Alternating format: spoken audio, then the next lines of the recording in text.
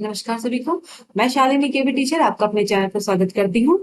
ये देखिए, हमारी जो रवि कुलरिया की आधुनिक भारत की पुस्तक है वो चल रही है। इसमें 2 वीडियो आपकी आ चुकी हैं जिसमें हमने 32 क्वेश्चन अपने कवर कर लिए हैं। उसके आगे के क्वेश्चन हम अब करते हैं। चलिए टाइम वेस्ट ना करके अपनी वीडियो स्टार्ट करते हैं। इससे पहला क्वेश्चन है आपका, नादिर शाह का दिल्ली पर कब्जा और उसके द्वारा किए गए आम लोगों के कत्लेआम ने लोगों को 340 वर्ष पूर्व तैमूर के हाथों इस प्रकार की विपदा की याद दिला दी। तो वाली बात सही है। जैसा अटैक कभी के टाइम में तैमूर ने किया था, उसी तरह का अटैक दिल्ली पर नादिर शाह ने किया। नादिर शाह ने सिंधु पार के प्रांतों और पूरे अफगानिस्तान को नहीं हड़पा था। तो देखिएगा, अब क्या हो गया था कि ये जो नादिर शाह था कौन था, ये आपका फारस का शासक था, ये तो सबको ही पता है। और इसने 1739 में भारत पर अटैक किया। इसने जब अटैक किया तो ये यहाँ से फिर क्या लेकर के गया था, एक तो कोहिनूर हीरा लेकर के गया था और एक तख्ते ताउस। जब ये वापस लौट रहा था, मतलब दिल्ली से लौटते समय, फिर इसने क्या किया था कि जो सिंधु के आसपास के कुछ क्षेत्र थे जैसे पंजाब वगैरह, ठीक है, इन्हें अपने साम्राज्य में मिला लिया था। लेकिन जो अफगानिस्तान है, इसमें लिखा है ना कि जो अफगानिस्तान को नहीं हड़पा था। अब अफगानिस्तान तो पहले से ही किसके अंडर में था, पहले से ही उसका जो फारसी साम्राज्य के अंडर में आता था पहले से ही अफगानिस्तान, ठीक है। और जब नादिर शाह की मृत्यु हुई थी 1747 में, तब उसका एक सेनापति अहमद शाह अब्दाली जो था, उसने अफगानिस्तान में दुरानी साम्राज्य की स्थापना कर ली थी। तो ये वाली बात आपकी गलत हो गई कि उसने इसको नहीं हड़पा था। ये तो अफगानिस्तान पहले से ही अंडर में था और पंजाब के आसपास का क्षेत्र नादिर शाह ने हड़प लिया था। अगला क्वेश्चन है आपका, 1748 में अहमद शाह अब्दाली ने जब पंजाब पर आक्रमण किया, तब उसे मुगल सेना ने सरहिंद के निकट पराजित किया। तो सही बात है, 1748 में अब्दाली ने अटैक किया था पंजाब पर। तो तब मुगल सेना ने उसे सरहिंद के निकट हरा दिया।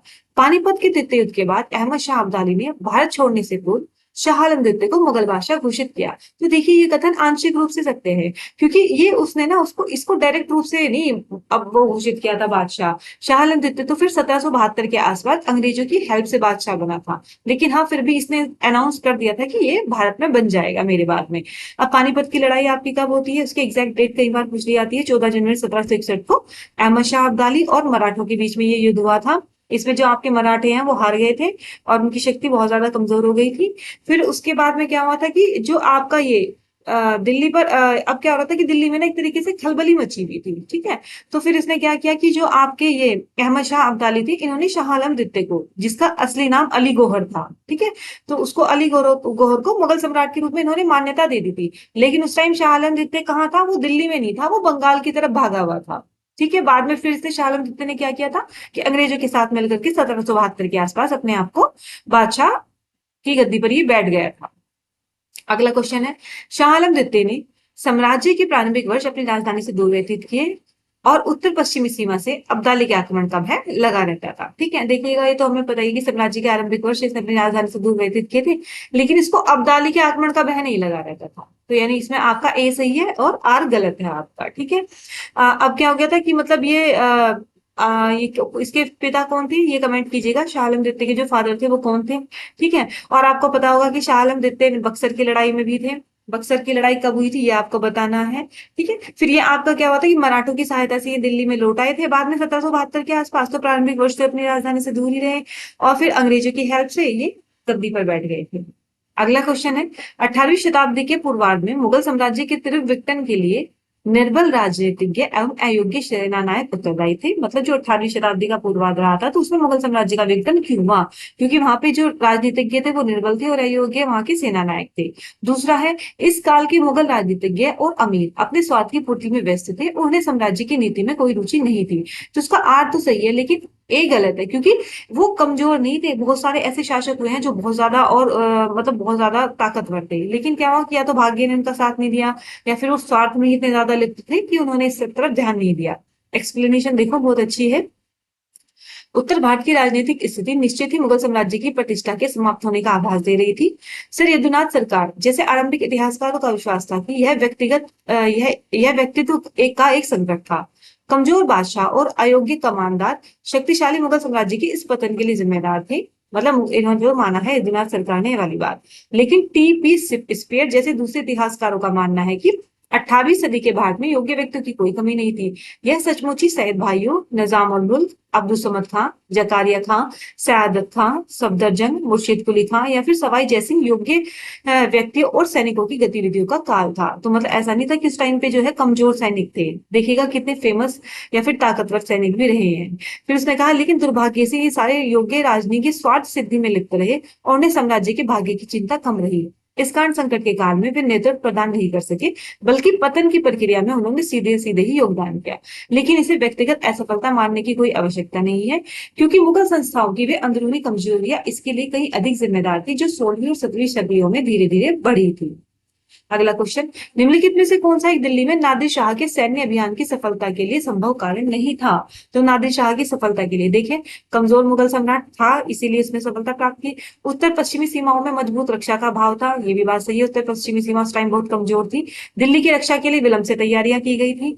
आक्रमणकारी सेना द्वारा बेहतर सैन्य प्रौद्योगिकी का प्रयोग, तो जो उनके सामने जो सेना थी, यानी कि जो दिल्ली में मुगल बादशाह थी, तो उनके पास में बहुत ज्यादा सैन्य प्रौद्योगिकी थी नहीं भाई, उनके पास ये नहीं थी, अगर होती तो शायद वो जीत जाते। तो आपका ये डी ही गलत है।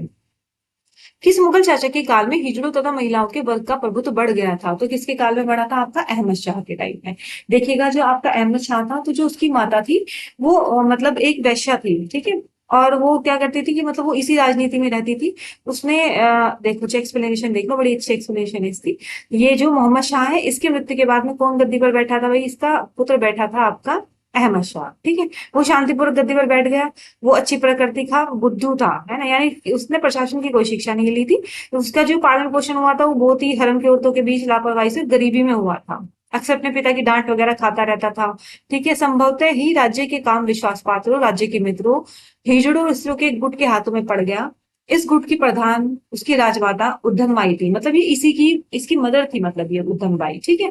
जो मोहम्मद शाह से वाह करने से पूर्व भी एक मामूली नर्तकी थी। उसने हर एक नियुक्ति के बदले उपहार के रूप में मोटी रकम वसूल करके बेकार आदमी को ऊंचा पद दे दिया, ठीक है। और मतलब वो क्या थी? ढीले चरित्र की महिला थी। इसे मलिका ए जमाने की उच्च उपाधि के साथ राजमाता के रूप में शाही घराने में औपचारिक प्रवेश के बाद भी अपने कामुक तरीकों को नहीं छोड़ा। फिर उन्होंने अपने निजी सेवक जावेद खान को, जो युवा और मजबूत व्यक्तित्व का सुंदर हिजड़ा था, जिसे नवाब बहादुर की उपाधि से सम्मानित किया गया था, के साथ घनिष्ठ संबंध बनाए रखा और शाही घराने का प्रमुख हीरा बना दिया। इस क्षमता में जावेद खान शाही घराने के घरेलू नौकरों और महिला रक्षकों का प्रभारी बन गया। तो ये क्वेश्चन क्या है कि हिजड़ों और महिलाओं के वर्ग का प्रभुत्व किसके काल में था? वही आपके अहमद शाह के टाइम में। और वो क्या था? उसकी मदद की वजह से।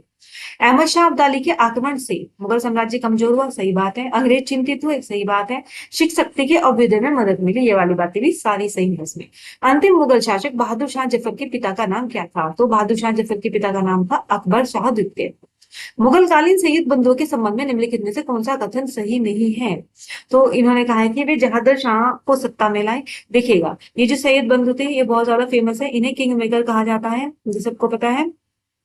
अब देखिएगा इनका मतलब जो टाइम पीरियड रहा है वो कब, मतलब ऐसा ही रहा है, कोई 1719 से 1720 के आसपास, ठीक है। ये टाइम पीरियड पूछ भी लिया जाता है कई बार कि जो आपका सैयद बंधु थे तो उनका क्या टाइम पीरियड था, ठीक है। ये आप एक बार देख लीजिएगा।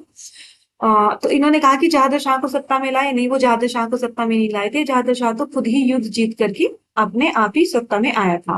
फिर उसने कहा उन्होंने धार्मिक सहिष्णुता की नीति अपनाई। हाँ ये बात कई हद तक सही है, क्योंकि उन्होंने क्या किया था, बहुत सारे पद ऐसे हैं जिसमें हिंदुओं वगैरह के साथ में उन्होंने अपनी अच्छी बॉन्डिंग थी, बहुत सारे अच्छी पोजिशन में उन्होंने हिंदुओं को अपॉइंट किया था।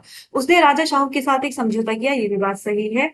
और उसने प्रशासन शक्ति को नियंत्रित किया। देखिए प्रशासन शक्ति को तो उन्होंने नियंत्रित किया था, क्योंकि उन्हें किंग मेकर कहा जाता है। उन्होंने कई सारे राजाओं को गद्दी से हटाया और कई सारों को उन्होंने गद्दी पर बैठाया, ठीक है। लेकिन ये वाला ही सही नहीं है कि जहादर शाह को सत्ता में लाए थे।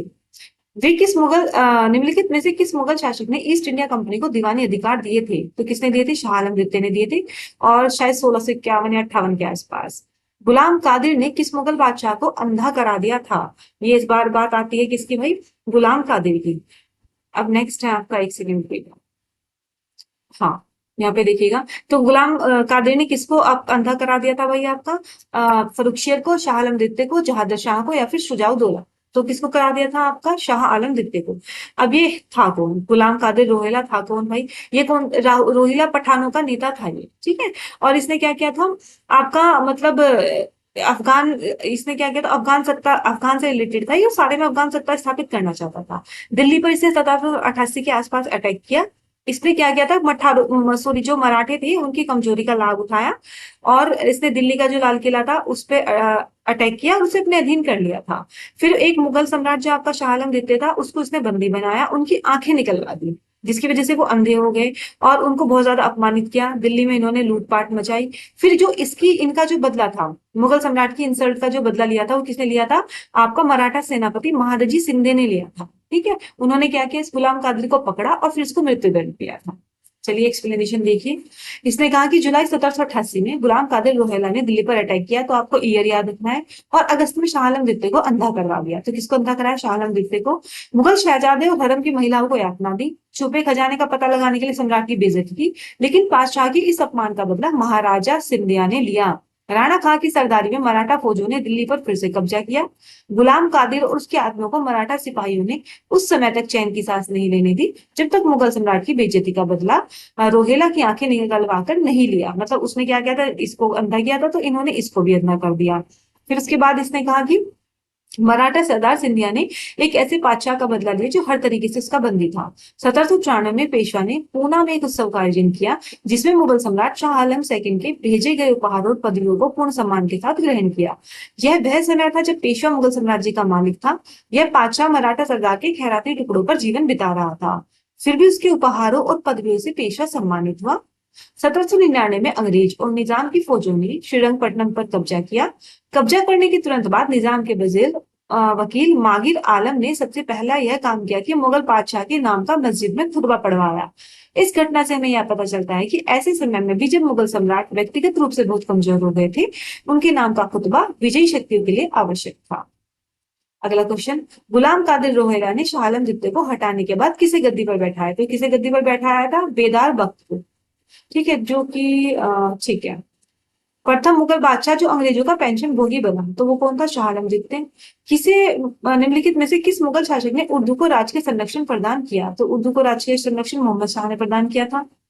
इमाद मुल्क ने आलमगीर द्वितीय के बाद मुगल शहजादे मुही उल मिल्लत को किस नाम से मुगल बादशाह घोषित किया? इमाद उल मुल्क ने आलमगीर द्वितीय के बाद, तो इन्होंने कहा कि शाहजहां थर्ड के नाम से। ठीक है, किस मुगल बादशाह ने आगरा सूबे में शाही प्रदेशों पर सूरजमल की सत्ता को वैध माना और कुंवर बहादुर बजेंद्र की उपाधि धारण की? तो वो कौन था भाई? अहमद शाह। उसने क्या किया था, आगरा सूबे में शाही प्रदेशों पर सूरजमल की सत्ता को वैध मान लिया था। मुगल सम्राट के फरमानों को कंपनी का मैग्ना कार्टा किसने कहा? तो किसने कहा था? और मैंने कहा था 1717 में फर्रुखियत के फरमान से ईस्ट इंडिया कंपनी को निम्नलिखित सुविधाएं मिली थी। एक तो ये था कि 3,000 रुपए की निश्चित वार्षिक राशि के स्थान पर निःशुल्क व्यापार करने का अधिकार मिल गया था। कंपनी कलकत्ता के पास अतिरिक्त भूमि किराए पर ले सकती थी। कंपनी हैदराबाद में व्यापार कर सकती थी और मद्रास में भी। वही किराया निश्चित कर दिया गया जो कंपनी वहां दे रही थी। सूरत में भी 10,000 की राशि देकर कंपनी को निःशुल्क व्यापार करने का अधिकार मिल गया। कंपनी के जो सिक्के मुंबई के टकसाल में बने थे, उन्हें मुगल साम्राज्य में मान्यता मिली। इतिहासकार ओरमेर ने फरमान को कंपनी का महाअधिकार पत्र यानी Magna carta of the company कहा है। यद्यपि बंगाल के सूबेदार मुर्शीद कुली खान ने अतिरिक्त गांव के अनुदान का विरोध किया, फिर भी कंपनी के व्यापार में वृद्धि हुई और 1735 में कलकत्ता की जनसंख्या 1 लाख हो गई। ठीक है, अगला क्वेश्चन, राज दरबार में भेजे गए ईस्ट इंडिया कंपनी के प्रतिनिधि के साथ साथ कौन से सर्जन गए थे जो बादशाह फर्रुखियत को उनके कष्टकारी रोग से मुक्त करने हेतु प्रयासरत हुए थे? तो वो कौन थे? हैमिल्टन थे। निम्नलिखित में से जोधपुर के किस शासक ने अपनी पुत्री का विवाह मुगल बादशाह फर्रुखियत से किया था? तो अजीत सिंह। अजीत सिंह ने क्या किया था? अपनी पुत्री का विवाह फर्रुखियत से कर दिया था। फिर है, कौन से कथन सत्य हैं? पानीपत का तृतीय युद्ध 14 जनवरी 1761 को लड़ा गया, ये वाली बात बिल्कुल सही है। और तृतीय युद्ध में अहमद शाह अब्दाली ने मराठों को परास्त किया था, सही है। फिर है, पानीपत के तृतीय युद्ध के समय मुगल बादशाह शाह आलम द्वितीय था, ये वाली बात भी बिल्कुल सही है। और पानीपत के युद्ध के बाद में भी अब्दाली ने कई बार भारत पर आक्रमण किए। तो ये चारों ही बातें सही है आपकी।